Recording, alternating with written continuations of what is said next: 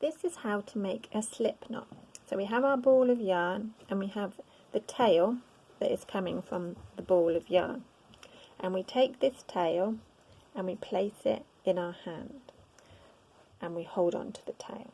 We then take the yarn round our thumb to create a loop, but through this loop we create another loop which will become our slip knot. So we're taking that through, we hold on to the two ends, and that's our slip knot there. So that's a little bit tricky to see. So some people, they prefer to go round their fingers. So you create a loop around your fingers, and then through this loop you pull the yarn that's coming from the ball, hold on to the tail and the yarn coming from the ball, and you make your slip knot, which you can then put onto your needle like that. So I'll just do that again for you.